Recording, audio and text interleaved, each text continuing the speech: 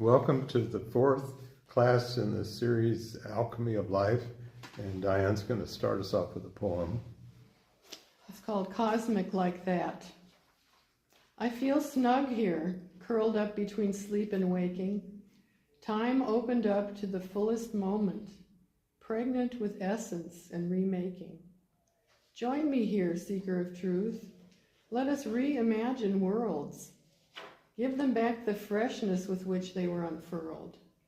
Set them spinning anew in a harmony sublime, realigned with deeper purpose of all that's divine. If we were not made for celestial tasks to embrace, why were we formed from that starry mixture in the first place? So, we're going to do a little touch-up of review of some things that we've covered in previous classes, but a reminder, one key element of a necessary ingredient for alchemy to take place is it occurs by virtue of the relationship that you're having with something else. You cannot have alchemy occur if you are in a dualistic or separated state of consciousness. So you can't just think, well, I'm just going to manipulate things out there and turn them into something else. You have to be in a state where there's a circulation of light between you and whatever it is that you're experiencing, and there also has to be an openness on your part for transformation to take place. So if you have a presumption of what you think things are going to turn into or how you're going to engineer it to make it be that way, it's not going to be that way. Or if it is, it's not going to be nearly what you're looking for. So you have to be open to an element of discovery and surprise. I'm going to talk some more about recognizing when you're not in that state. Right, so we can talk about, I don't even know where I got the word, but the tipping point. I love it, and if anyone can figure it out. Huh? Malcolm Gladwell wrote a book called The Tipping Point. Malcolm that really Gladwell. Went over well. Thank you. That'll help people if they want to look it up. And we referred to Cory Booker's speech as being perhaps a tipping point in people's lives, looking at things very differently than before, to the positive way, the positive way. Everything has the possibility of bringing something forth that becomes available to everybody. So this is something that Azarbash said before, and this means that we're not only doing our own independent salvation, whatever we're doing, practicing and improvement and everything, it's all of us together. And we know that, like when we sit in a class, we're often learning from each other. I think that's good for them. Okay. And also we started talking a little bit in the last class about that you have to be in a heart space, an open heart space for alchemy to occur. So what does that mean? And I talked some about in the Tree of Life in the Kabbalah. If you look at a picture of it, a diagram, it's got all these different stations, and they're called the Sephiroth, and each of them represents the nature of the relationship between the human and the divine. And in Hebrew, there's actually different names of God for each station. That doesn't mean there's 7 different gods or whatever. It's the nature of what that relationship is about. It's deeper and deeper as you go up the tree. But in the middle of the tree, the station is called Tifereth. And Tifereth is the heart station.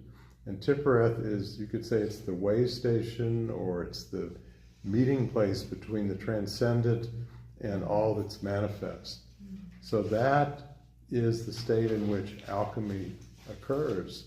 And we can recognize, I talked a little bit about this last time, when you're in that heart space, what are the clues? Well, one is there's clarity. There's a feeling perhaps of timelessness. There's perception. The senses seem heightened. Colors perhaps seem more vibrant. There's just things seem kind of magical. And I know we've all had at least brief experiences of states like this, and it could occur through listening to some beautiful music, or looking at a piece of art, or poetry, or watching some beautiful dance. It could come in so many different ways. It can come in an aha moment you have, where all of a sudden you get an inspiration for something. And how do we describe that? Oh, I'm seeing in a different light. Yes, you are seeing in a different light. Now you're seeing in a light not like a flashlight shining onto something out there, but you're seeing in a light that's permeable in every direction. So it's like the light of your being is interplaying with the light of what you're experiencing, and all of the light is transforming all of the light. So we're going to get into this a little bit more later. And also we talked last time about what's the fuel that drives alchemy. And we said it's ishq, I-S-H-Q, which variously translated, it means nostalgia, a longing, desire, or a desire for what? It's a desire for something that pulls you in a direction where you're going to feel much more complete. Like maybe you feel like you're discovering the rest of yourself, or you're discovering the deep interconnections you have with everything else. And we talked about different directions you can experience this longing, an internal and an external pull. And you can review all this if you listen to the recording of the third class, but the two ways that we highlighted last time, and we did the practice, pour upon us thy love and thy light. The first way we did it is feeling that we're beseeching for the divine being to pour upon us the light of divinity. And so that's the most familiar one. And we've probably all had experiences of feeling grace or feeling spirit descending. But the flip side of that direction, which we probably don't usually think about, is imagining that the divine is longing for the unique transformed light that comes from us back to the divine, and that light is the means by which the divine knows of the divine's own being uniquely through us. So we're feeling the longing of the divine that's drawing that light from us. And a little bit later in this class, we're going to do two other directions of this longing, both in manifestation.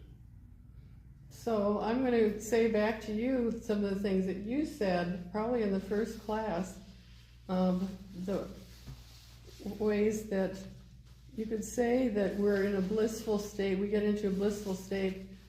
But the new thing about this class is that we're not just trying to hang out in this blissful state, but we realize how everything's fitting together, and that it's not only, oh, I want to just be in this happy place all the time. Of course, that sounds pretty good, but in order for the work that we're doing with the world, we have to be feeling the ishq, the wanting, the need for something, and and then we get harmonized with other beings that have that too, like right now. Then we have this huge ishq. Well, that is like the strongest possible thing that can transform. It's like this is a moment, a really important moment in everything. But I wanted to talk about the things you said. Well, I guess I started with walking around the mall, so I didn't expect anything in particular, but I was thinking there must be something on the other side of the mall, and so I ended up seeing that amazing long wall. Remember, with the sun and the moon and all this, and I kind of felt the energy of the people too, and thought about the young ones and the older ones and who was doing that. Okay, so that was another possibility for us and it did change my frame of mind, and it's what he's going to be talking about too, about so the energy circulates then. Okay, so that's another way of thinking about that. And the story about the plastic bag, who was that? That was you? I think it was Gail. Gail, Yeah. okay, that was doing a dance. And then someone else had another plastic bag story. Singing to the birds, talking to my husband, telling him what I appreciate that he does, and add a little twist. Okay, That's you. me. didn't get accepted for a project but decided to put a twist on it, I rebounded and decided to do some things I would have been doing in the project. Ta-da. Or ever been late going somewhere, find out we were saved from a car crash? So turning something, into something positive. And finding the tiny thread in my practices book, that was Mary. The threads stay attached. It was almost sacred to me. It treated me special. So all of these are, so we're not just going to take advantage of that and, oh, now I'm feeling good. We're going to see the deeper meaning in the whole thing, the transformation somehow, that this is, first of all, shared by all of everyone, depending on what your circulation of light is, right? Like if you really feel close to one person, then maybe that's going to affect them, but maybe if it's going to be greater than that. So that's a little bit of that. So thinking about alchemy, if you were really going to, let's say you're in a chemistry lab and you want to bring about some chemical reaction, you need some basis that the reaction is going to take place on, which could be test tubes or different kinds of equipment that do different things. So in alchemy, the ancient term would be a crucible. You have to have something for this reaction to take place on. And what are the ingredients that are needed to bring to the crucible? So you might be thinking, well, I think I just want to bring all the goodies, good things in my life and positive feelings I have, and I'm going to put that in the hopper and do alchemy with that. Guess what? That's not going to work. You've got to bring it all. You've got to bring all the experiences, the joys, the sorrows, the essences of everything into the crucible to undergo this process of transformation. And what does the divine bring to this? Well, the divine brings all of the divine's up to date, you could say, knowledge of the divine's being that's been gained through you in manifestation. The divine puts that into the crucible as well. So both sides are putting kind of the essence of all the experiences into the hopper here, and then allowing this process to take place. Well, what drives this process? Ishq on both sides, desire on both sides. So if you wanted to have some kinds of chemical reactions, you could mix your chemicals together, but if they need to be brought to boiling, it could sit there forever, nothing's going to happen. So if desire is not put into that, nothing's going to happen. It's not enough just to say, okay, here you go, I'm just going to send out all my history and experiences and emotions and concepts and whatever, and here, you bake the cake. I'm out of here. Just feeling like, well, you don't have anything to do with that. Well, you have everything to do with that. Your uniqueness and your unique desire that comes through you. Without that on your end, alchemy cannot take place. So this is what drives alchemy.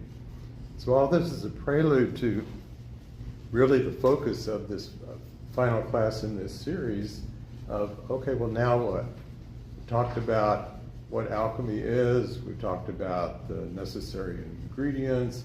We've talked about what state you have to be in for alchemy to occur. We've talked about desire and so on. We even talked some last time about, well, why engage in this process? And we've talked about how this is the way that we fulfill our purpose, our dharma, because we're furthering the evolution of divinity in existence in a way that can only come through us. So all of that, okay, that's great, but you also get, you could just say, well, I'm satisfied with all that, but I would maintain that's not enough. That's not the whole point of it all. The Sufis talk about the allegory of the soul. So what is that? That's a poetic way of talking about our story. And great Sufis have had books written about the allegory of their soul. There's a beautiful book about the allegory of Avicenna. And there's the description of in writings in Islam about the Prophet Muhammad's ascent through the heavens, and there are other beings or stories. Even Arby experiences, he had very mystical experiences. So everyone has a unique story of their soul. And you might be thinking, well, okay, is it just written somewhere and I'm just going to watch each chapter as it unfolds? Well, that's what you get if you don't do anything about it. You get the default setting is like the initial intention. And remember we talked about Hazra and Khan saying every desire begins with a divine impulse.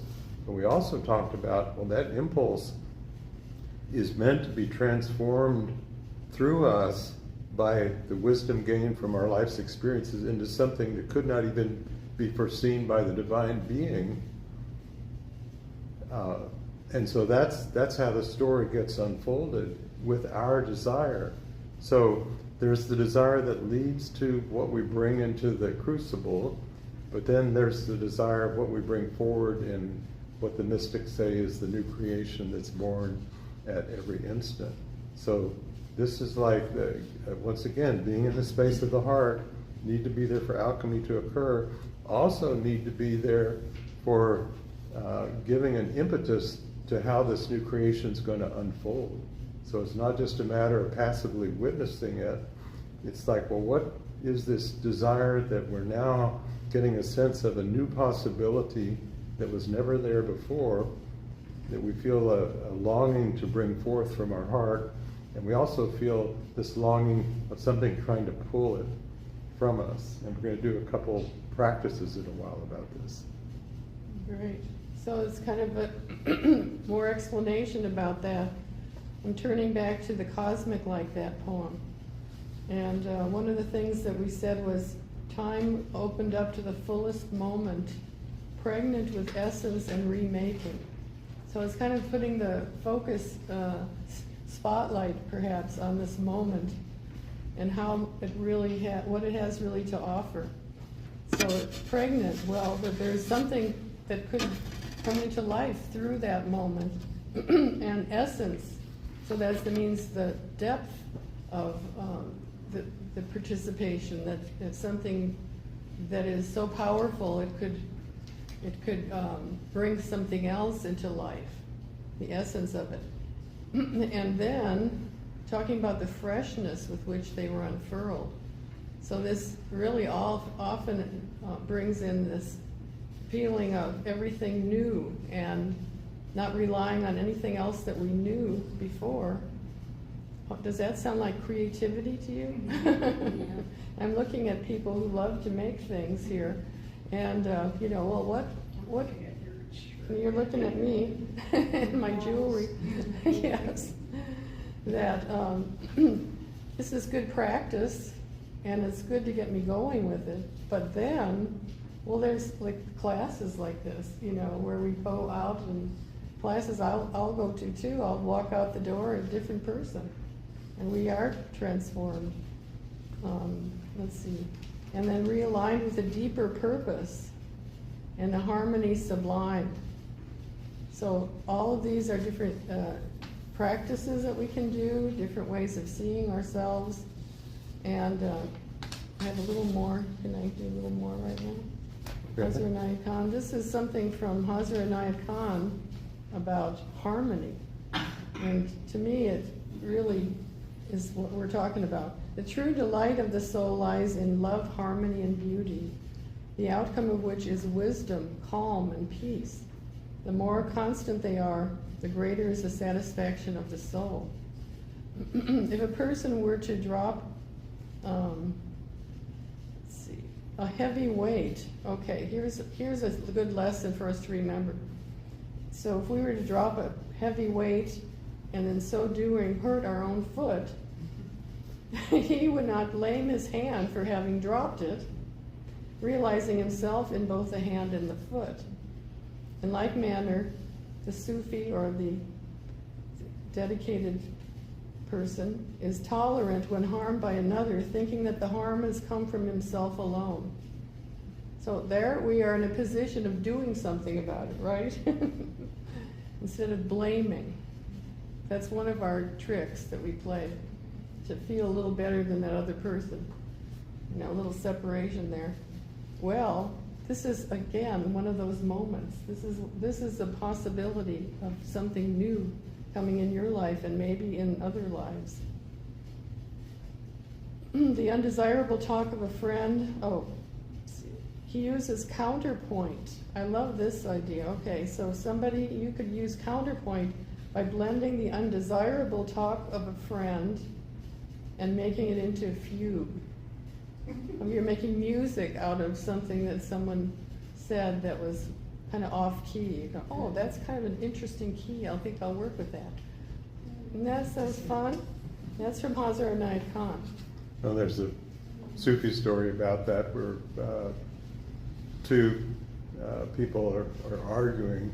So the first one explains their side of it, and the teacher says, "You're right." And the second one explains their side, and the teacher says, "You're also right." And the third person says, "But teacher, you've agreed with both sides," and says, "You're also right." Is that harmonizing or what? So, okay. So what's going on in this new creation and the process of alchemy? There's different ways you can look at it, from a personal, but not personal like the old sense of personal, separated the uniqueness of your being in relationship with existence. Now you are helping to bring forth something that becomes available to all of existence by virtue of the way of your relating to whatever it is that's going on. Something is distilled from that.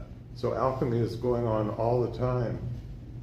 You undergo a process of alchemy to get to this state of being able to do alchemy, or be alchemy, I could say. And there's a wonderful notion in the mystical writings of the Philosopher's Stone. And the Philosopher's Stone is said to be something that even Arby has some beautiful description, can resurrect 1,000 souls from the dead and this and that. It's a catalyst. It's not used up in the reaction. So we can become a catalyst for transformation, and that catalyst, that function, does not happen by effort on our part. We're not going, oh, I see what this person needs. I'm going to grit my teeth and zap them and send them what. You're just being your natural state of being in relationship with the other person or something in nature or whatever. But what transpires from that is alchemy. Then something, an essence, is distilled which was not available before, like an elixir. So that's from one perspective. It's you, your uniqueness. But from a broader perspective, you could ask yourself the question, which many mystics have asked, and philosophers, well, why was there a creation in the first place?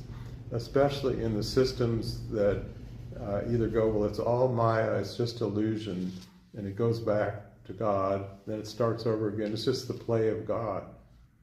Okay, but if you're into ecology, that seems rather wasteful. Just think of how much energy it takes for universes, time and space and all that goes with that, and then just, it's like the Etch-a-Sketch, you give it a shake and it disappears. There it goes. What a waste.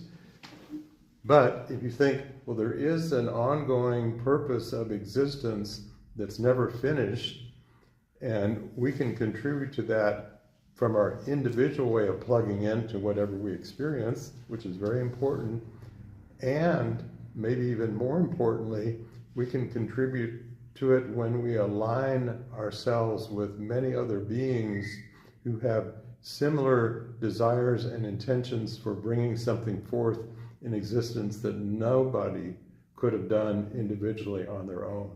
It would have been impossible.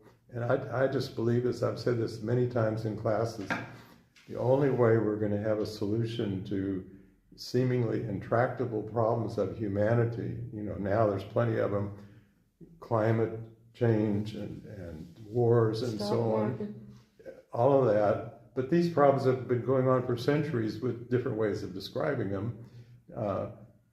And they're never going to be able to really be solved by individual or even groups working individually in opposition with other groups in a polarized state. It's going to take Diane mentioned the tipping point. It's going to take critical mass of consciousness, collective consciousness being reached, of beings in manifestation, to bring about an awakening that's going to bring about the transformation that we need. And right now we're in the midst of a huge crucible and chaotic period of history that's going to go on probably for some time, and it's probably inevitable that it's going to have to be like this for a while, but that doesn't mean it's going downhill. I believe something really wonderful is going to come on the other side of that, but we can contribute to that. And that's, to me, if there was a deepest purpose for engaging in spiritual awakening, it would be to become capable of participating in that.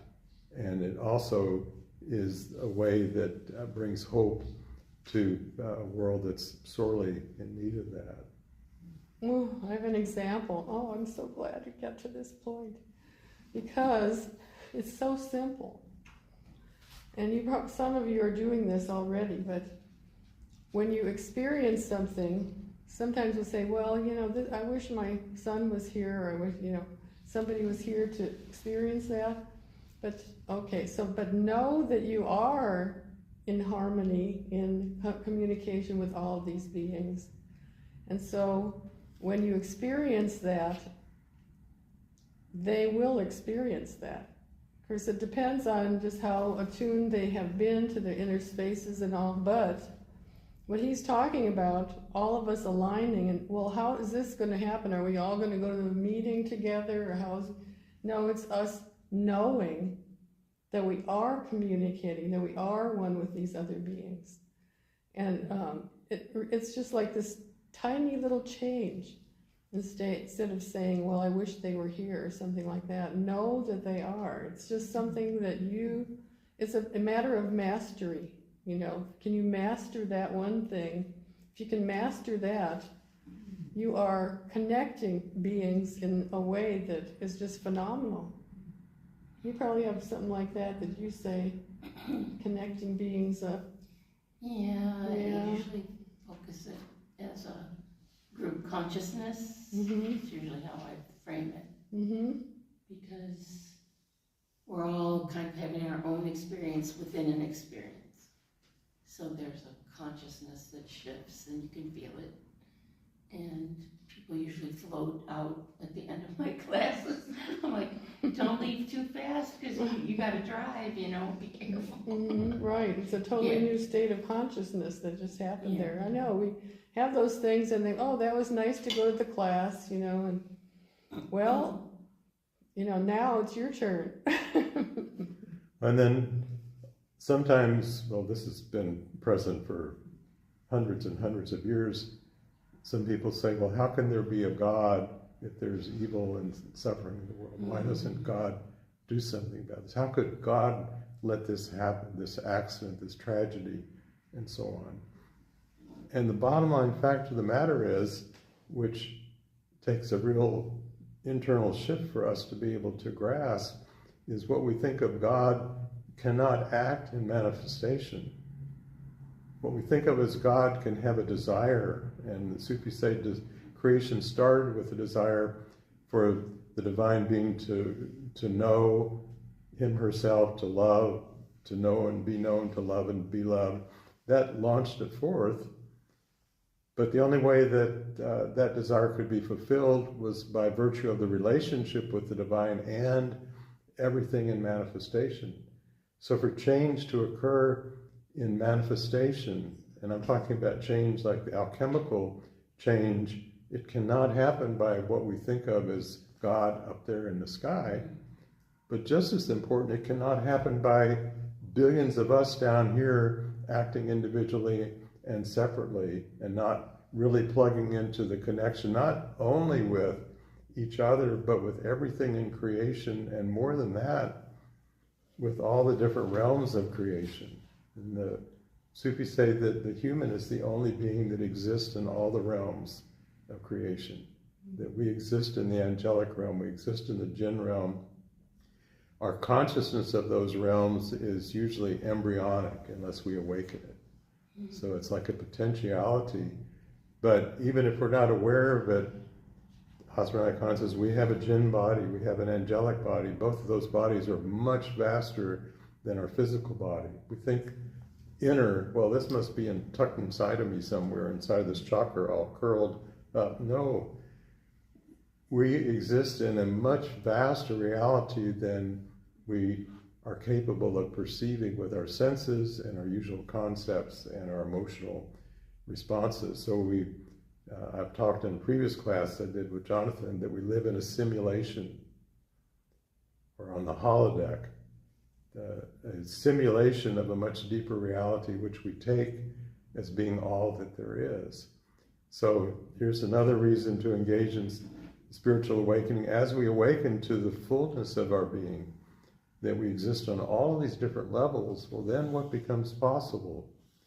Light can circulate in both directions all the time, and the light from every part of that is having an ongoing instantaneous effect on the light and all the other parts of it. I can't make my hands do what it's doing, but you get the idea of that.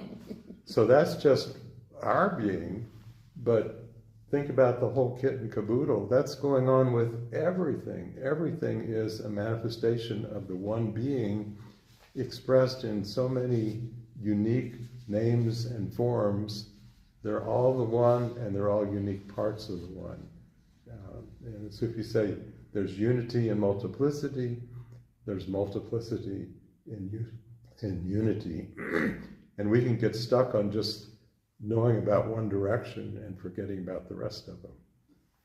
Just one little thing is, I've been reading so many different authors on this. I'm not sure where this came from, but I'm sure they would allow this, that our bodies are, 97 point something or other percent space. That's from physics. Just in physics. So, we think we're the hard part, we're the no, that's, we perceive that way, but so that means that we are, well washed with, circulating light. Things are, we are a part of, we are so much a part of everything else. We are not the separated being, except for this little 3%. And I don't know, that did something for me to hear that. Well, and the 3% isn't separated, it's an interface that enables us to act in the world, to talk to each other. It'd be hard to have a class if we were just etheric wisp. I don't think it would pick up on the recording either. So, okay, so I want to talk about the two other directions that we didn't do of pour upon us thy love and thy light. And this is a practice you can take with you. Actually, you can take the two from last time as well, and you can just work with each part individually for a while. But this is in the world. So this is the two directions of desire that drive the ongoing evolution of existence constantly. And one direction is a desire for everything to experience the unique divinity that comes through our being. So we want to know everything about our beloved. We don't just want to know a little bit. We'd like to have the whole experience. And so everything is longing to see a new experience of the divine that is never available before, a new expression of light of the divine that comes forth by virtue of relationship that can take place through us. So we put our hands up, arms up by our side, and we're going to say, pour upon us thy love and thy light 11 times. And we're going to imagine that instead of us saying these words, it's all the rest of existence is saying this to us. All the rest of existence is wanting us to pour upon that, our love and thy light. So let's do that together slowly. Pour upon us thy love and thy light. Pour upon us thy love and thy light. Pour upon us thy love and thy light. Pour upon us thy love and thy light. Pour upon us thy love and thy light. Pour upon us thy love and thy light. Pour upon us thy love and thy light. Pour upon us thy love and thy light. Pour upon us thy love and thy light. Pour upon us thy love and thy light. Once more. Pour upon us thy love and thy light. And just feel that joy of all of existence welcoming that unique light of divinity that comes through you. I've said before that everything is Gabriel announcing divinity, and we are as well.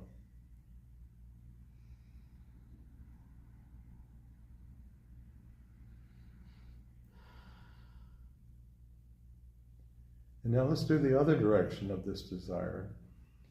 And this is us feeling our desire to experience the unique divinity that comes from whatever it is that we're in relationship with, whether it's a tree, a bird, a person, the ocean, the earth, all of humanity, the galaxy, the universe, whatever it is, we want to experience the unique divinity that comes through that. So we are asking all of existence, whatever we're experiencing, to pour upon us that love and that light. So we'll do it again 11 times.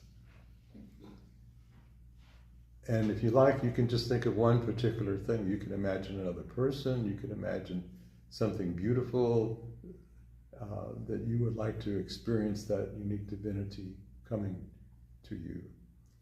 Pour upon us thy love and thy light.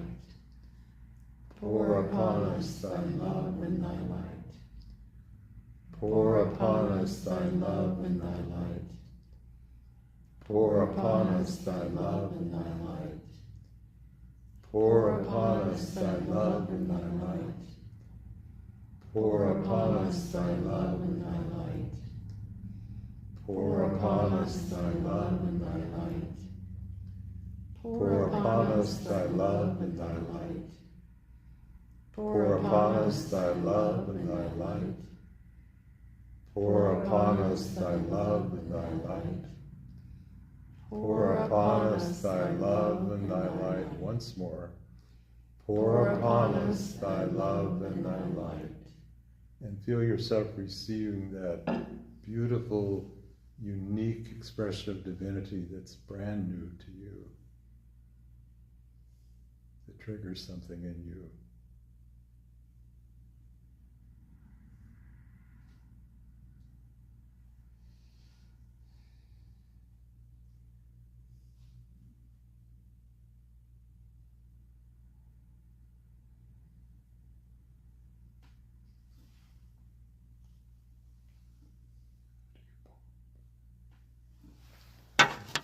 Diane's going to end us with a poem that she's written. The Brilliant Mystery. You'll have it in a moment. I'm going to give it to you. I see now how to enter into the brilliant mystery. Hidden layers shining out, each of us reflecting the unity held close in every heart, the beloved of the other. The harmony rings out like a bell, tolling precious meaning, echoing our deepest wish. We see now that harmony is beauty, the beauty of resonance, one with the other. Our viewpoint deepens our neighbor's wisdom, adding dimension and richness to the unfolding now.